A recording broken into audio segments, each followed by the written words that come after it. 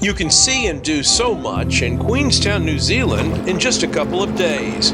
I'll show you all I did in a day and a half. Good job! From a roller coaster Jetboat ride on the choppy waters of Lake Wakatipu and the shallow waters of the Shotover River, to a nighttime cruise aboard a Titanic-era steamship bound for a spectacular seafood buffet and sheep shearing show at Walter Peak High Country Farm. From a morning flight to Milford Sound for a ship's eye view of the towering peaks, rainforests, and waterfalls of one of the most beautiful places on Earth, to an afternoon watching brave souls hurl themselves off a perfectly good suspension bridge. From walking the streets and eating the eats in picture-perfect Arrowtown, to a nighttime lift on the Skyline gondola for a breathtaking sunset over Queenstown. Plus, a late-night stop at world-famous Fergburger for a treat you can't beat in this adventure capital of the world. It sounds like a lot for a day and a half, but it can easily be done, and I'll show you how.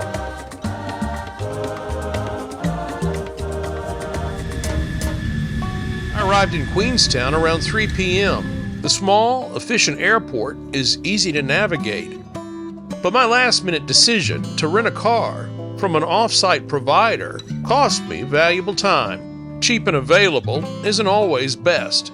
Go with a known company inside the airport, or don't rent a car at all. For a brief visit, a car is an essential in Queenstown. I was on the road and checked into my Blue Peaks Lodge hotel by 4:30 p.m. That gave me 30 minutes to get in the room, splash some water on my face, and get to the main Queenstown dock by 5 p.m. for a pre-booked Viator Jetboat experience on Lake Wakatipu. I got there just in time. I went with K-Jet because they offer an hour-long experience for a lower price than their competitors' 20-minute ride. Plus, they're in the center of Queenstown and easy to get to. Once snug in our life jackets, we head out on the massive lake. After a quick safety review, the friendly captain takes us on a heart-racing journey, filled with 360-degree spins and fishtail turns on the choppy waters of Lake Wakatipu. With a few photo stops along the way, we get great views of the Remarkables, the striking mountain range that's the backdrop for this adventure and for all of Queenstown. The roller coaster ride continues as we navigate the tricky turns of the Shotover River and the shallow waters of the Shotover River. You'll grab the safety bar and brace your feet as you spin through these New Zealand waters, experiencing G-force like never before. In 1959, K-Jet was the first company in the world to offer jetboat adventures.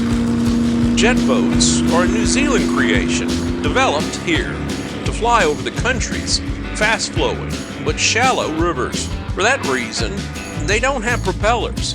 Instead, they're propelled by a jet of water ejected from the back of the boat.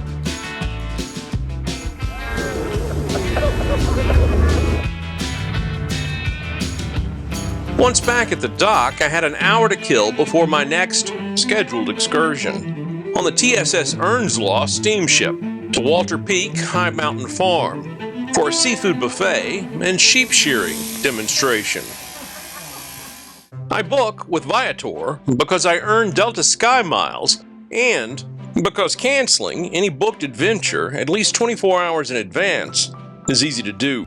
This trip to New Zealand was booked using just 37,000 Sky miles, a promotion for Delta Airlines' new route from LA to Auckland. A subscription to Thrifty Traveler proved its worth again, tipping me off to this great deal.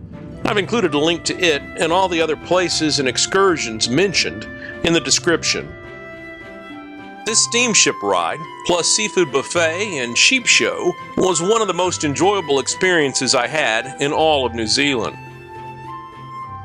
While the passengers skew older than the city's typical adventure seekers, I felt young at heart. Not since college have I put away so much food at a buffet. But first things first, the TSS Earnslaw is a Titanic-era ship that today is the only remaining passenger-carrying, coal-fired steamship in the Southern Hemisphere, and it's an experience not to be missed. Once aboard, as you peer into the boiler room, you realize this is a special ship, and you can explore almost every inch of it. From the boiler room, you'll see the stokers shoveling coal to power the steamship, known as the Lady of the Lake, on the 45-minute journey to the farm. From stem to stern, it's a beautifully maintained vessel. And to help pass time, the ship has a bar and an entertainer. Once at the dock, a short walk to the main building brings you to the featured attraction, a sprawling buffet with seafood, pork, lamb, and a variety of other foods. You can book a cheaper lunch excursion, but this 7 p.m. start fit perfectly into my shortened day. After the meal, a walk around the farm brings us to a spacious outdoor amphitheater, perfect for the sheep shearing demonstration to come. Our host for the event charms the group with stories of farm life, focusing on a short-haired border collie, the star of the show. It was a funny and fascinating demonstration that was a perfect ending for our night at the farm.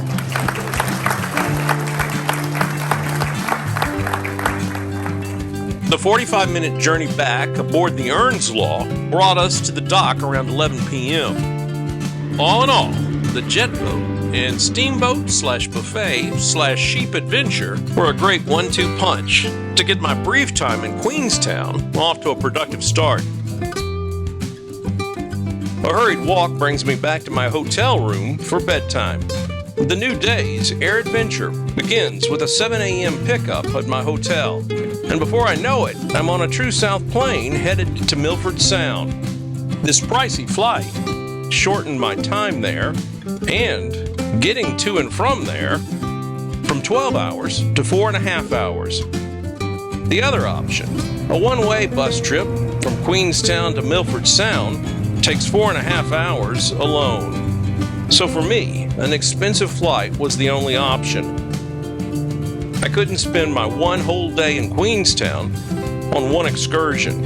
I also couldn't spend 9 hours round trip on a bus. Sightseeing planes depart the same Queenstown airport I arrived at the day before. I'm no stranger to small planes or to the benefit of traveling solo. My individual status, and no doubt weight, snared me the co-pilot seat up front. And my bird's eye view did not disappoint, as the plane soared over 3 mountain ranges, glaciers, lakes, and spectacular alpine valleys.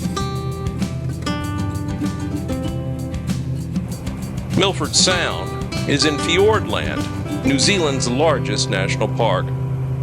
As we begin our approach, we circle around briefly, flying out into the Tasman Sea.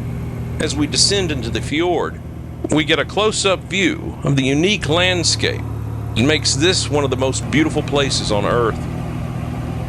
And just like that, we're landing at Milford Sound Airport.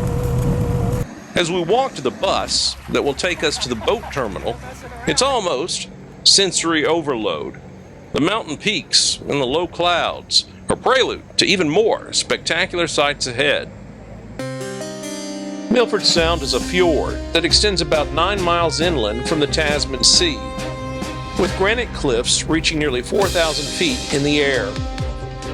Carved by 5 different glaciers, this fjord gets around 22 feet of rain per year. On average, it rains here 182 days a year. Once at the boat terminal, there's a short wait before boarding the Pure Milford ship that will take us into the Sound. Pure Milford is True South's cruise partner for this excursion. The 2-hour cruise takes us past waterfalls, rainforests clinging to cliffs, and high mountain peaks, as dolphins follow behind. The skipper narrates our journey with entertaining and fascinating commentary as we move through the Sound, and briefly out into the Tasman Sea. Along the way, we spot seals while keeping an eye out for penguins. On our return, we get close to Milford's biggest waterfall. It's a spectacular perspective and a great place for photos.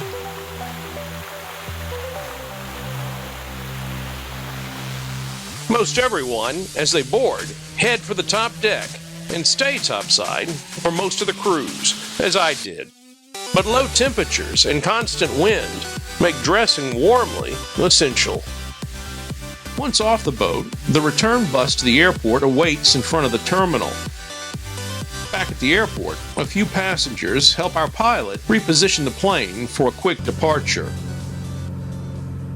The flight back to Queenstown is as pleasant as the flight to Milford Sound. Flying over Lake Wakatipu and on to Queenstown, our landing at ZQN was as smooth as our takeoff was. All in all, this true south, fly, cruise, fly, excursion was a real winner. I'm glad I got to visit must-see Milford Sound without having to endure a 9-hour round-trip bus ride. From the airport, I head back to Queenstown for lunch. After a walk around the harbor, I dock at Winnie's Gourmet Pizza Bar. Selecting the popular choice, the Montanaro pizza with chicken, sun-dried tomatoes, brie, and spring onions drizzled with sweet chili sauce and topped with, wait for it, pistachio sour cream. I've never been so glad I took a waiter's suggestion. From there, I head to the Cowero Gorge Suspension Bridge off State Highway 6, home of the world's first commercial bungee jumping site. Started by New Zealand bungee pioneer A.J. Hackett. Today, this world home of bungee is the site of the Cowero Bungee Center, a multi-story, cliff-clinging complex with a large viewing deck for countless looky-loos, fascinated by bungee jumping and bungee jumpers. With an essential liquid courage bar and a shop, this atrium-like space makes selecting and paying for your adventure as simple as possible. You can also zip line here. Outside, the suspension bridge, completed in 1880, a prime attraction in its own right, carries walkers, runners, and bikers on the Queenstown Trail over the river. Midway across the bridge is the departure gate for bungee jumpers. As you cross, you get a close-up view of the A.J. Hackett operation as jumpers are prepared. And from the observation deck below, you can watch over and over again as one after another jump into the gorge.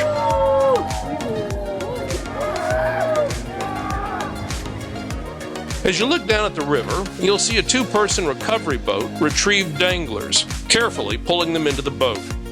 And if you're lucky or unfortunate, depending on how you look at it, you might see a couple of fun-loving bros do a tandem jump in the all together. For me, it was a laugh-filled opportunity to strategically capture indiscretion without revealing too much. But no worries, most jumpers wear clothes. There's no way I could come to Queenstown and miss visiting this world-famous bungee jumping bridge. From here, I made the short drive to picture-perfect Arrowtown, a historic gold mining town on the banks of the Arrow River, about 20 minutes from Queenstown. Arrowtown has more than 60 well-preserved buildings, cottages, shops, hotels, and churches used by Chinese and European immigrants during the gold rush. Today, Arrowtown is filled with unique shops, restaurants, and bars, as well as 3 golf courses, walking and cycling trails, including the Queenstown Trail, and the Lakes District Museum. It's a great place for a meal, a drink, or just a walk through one of New Zealand's most beautiful towns.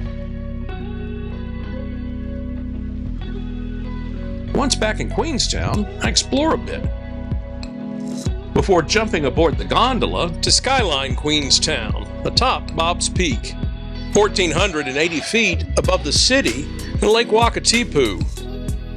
Up top, the main complex features a restaurant, a bar, a cafe, and a gift shop.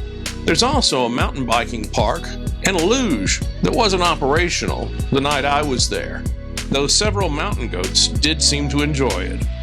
The ride up is fast, steep, and smooth. The restaurant atop Skyline, Queenstown, is a popular stop for tourists. The large dining room is reminiscent of cruise ship dining. Lots of diners, long tables, and what appears to be, from a distance, really good food. I spent time in the bar looking out at the magnificent view of Queenstown and surroundings. As night fell, I went to the top of the building to watch sunset from the outdoor viewing platform. A bit chilly, but more than worth it. Around 9 p.m., I decided to head down before the supper crowd began to depart. But before my walk back to the hotel, one last stop is a must. You simply can't come to Queenstown without eating at Fergburger. Often called the best burger in the world, it's easy to find the place. Just look for the crowd on Shotover Street, anytime, 21 hours a day, year-round except Christmas Day. With 19 gourmet burgers, the wait to get in gives you time to choose from the extensive menu. Beef, lamb, cod, falafel, venison, or a swine and chicken mix. Here, worldwide popularity hasn't gone to anyone's head. The staff is exceptionally friendly, even for New Zealand. In line outside or inside, look around. For celebrities, this is a popular place, too. You can spot a few on the walls. And speaking of celebrities, who was Ferg? Well, that's not crystal clear. Just be thankful for his namesake, 3/4 pound burgers. So there you have it. I was able to do 7 really cool things in just a day and a half in Queenstown. And that's because everything is nearby. I rented a car, but really didn't need one. I could have easily Ubered to the Bungee bridge and Arrowtown. And Queenstown is packed with stuff to do, but it's small and very walkable. And my flight to Milford Sound gave me access to New Zealand's premier must-see site without subtracting much time from my one full day. On departure day, I dropped off the car, shopped at the airport, and got to my gate for my flight to Christchurch without having to go through security. Flights with fewer than 90 seats, which I assume includes most Air New Zealand prop flights, don't require a security screening.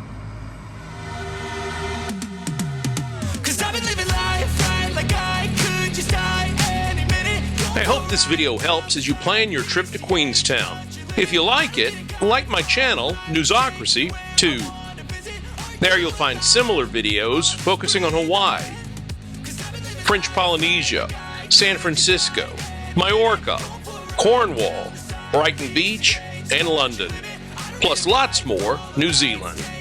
As always, thanks for watching. I'm Jim Albritton. Flashing red lights, driving at night, windowless ride, feeling alive, nothing in sight, forever in flight, follow those lines, we'll make it this time, blurry street lights, work as a guide to memories that we're making tonight, oh yeah, we'll make it tonight, yeah.